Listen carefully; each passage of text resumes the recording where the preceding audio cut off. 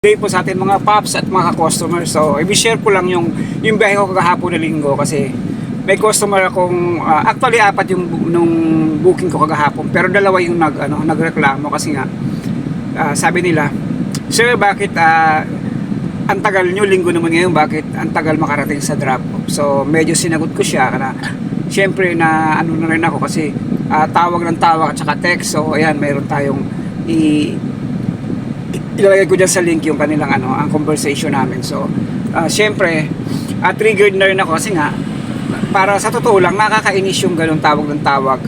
Okay lang yung tumawag ka ng isa, tapos text na lang, okay na. Pero yung tatawag siya lagi sa'yo na iyaano yung location mo, saan ka na sir, saan ka na banda. Parang sa ating mga driver, parang hindi madaling gawain yun na sasagutin mo sila, ihinto ka sa isang gilid para sagutin mo lang yung kanilang mga text kasi hindi naman pwedeng magti-text habang nagdadrive, parang ganun. So hindi nila naintindihan yun. So na-triggered ako, sabi ko. Kaya sinagot ko siya, sabi ko, "Sir, hindi lang naman ikaw ang diniliver ko kasi meron akong booking na naka-priority kaya inuna ko."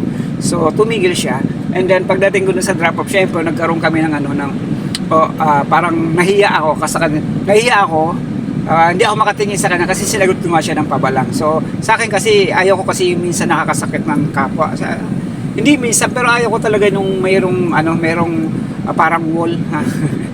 Siguro alam nyo naman yung kung ano ibig kong sabihin. So, ayan po. Kaya napagtanto ko talaga na marami talaga tayong customer na hindi talaga nila naintindihan yung trabaho natin mga driver, natin mga deliveries. Kasi nga, doon nga lang sa kagahapon na linggo, doon lang ako na-stress din kasi nga apat lang sila tapos dalawa sila nagmamadali, ganun. Actually hindi magkasabay yung apat, dalawa papunta doon, dalawa pabalik. So ayan yung biyahe natin kagahapon. Kaya kwento ko lang yung unang-una ng priority. Syempre tumawag na yung pangalawang booking. Kaya yung unang booking ko, binilisan ko na para may drop lang siya kaagad. And then actually, pwede pa tayong kumuha ng isang booking doon para papunta sa kanya kasi mga 10 kilometers pa kasi galing Maynila to Cubao. Kaso nga lang, meron ako nakuha papuntang Caloocan. So parang dumaan ako sa Caloocan. Pagdating ko sa Caloocan, tumawag lang siya, "Sir, bakit ang layo sa drop off?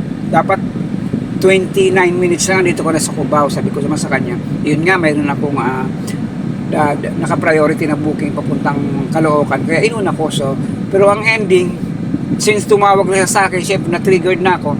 Imbis na kumuha ako ng booking na galing Caloocan papuntang Cubao, hindi na ako kumuha.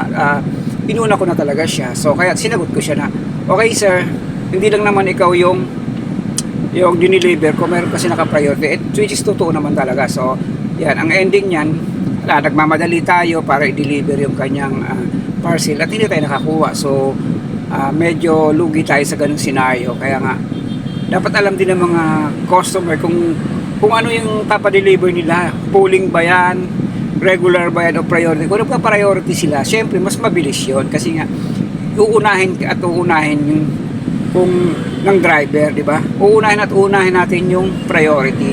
Yun lamang yung kaibahan nun. Kaso nga lang yung ibang customer masyadong nagtitipid, hindi ko alam, o masyadong kuripot lang talaga.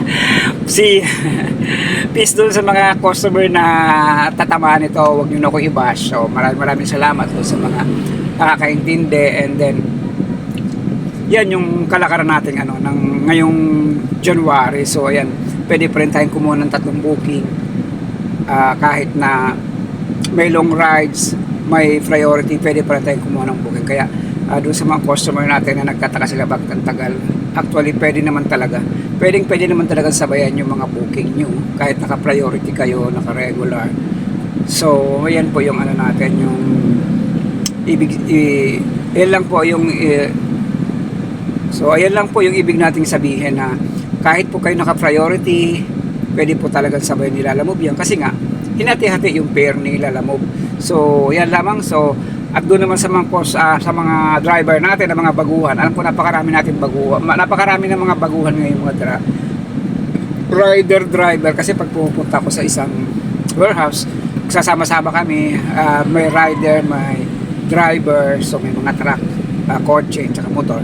Nagtatanong-tanong din kami, nag-uusap-usap din kami na. So makikita mo yung iba na hindi talaga nila alam kung paano mag-dumiskarte. So, actually dito sa paglalalamog, kailangan mong dumiskarte talaga para kumita ka. Kasi kung hindi ka dumiskarte, malamang talaga uuwi ka na parang baka pambigas lang yung may uwi mo o kaya pang ulam lang, wala, hindi ka makakawa ng pambigas sa pang ulam ngayon ha.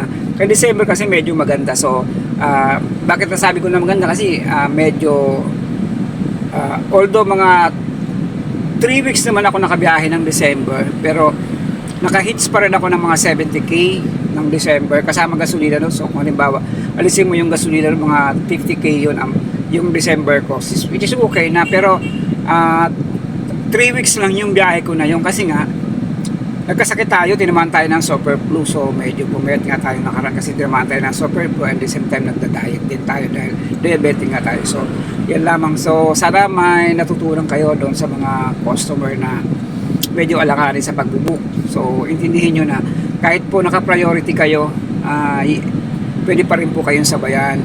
So yan lamang po, maraming salamat at ingat po sa atin mga paps, and doon sa mga customer na nahihirapan pa rin mag-book dahil sa sobrang baba ng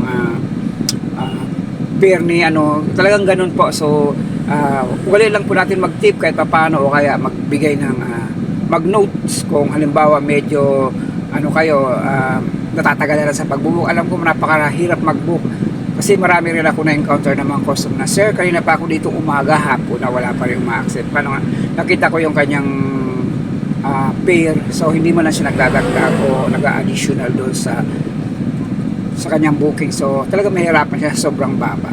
So yan lamang po, maraming salamat at ingat po sa ating mga mga customers. So huwag kayo mag-alala, yung mga nag-subscribe sa atin, isa-shoutout natin doon sa unahan. So maraming salamat at ingat po sa ating mga paps, and bye!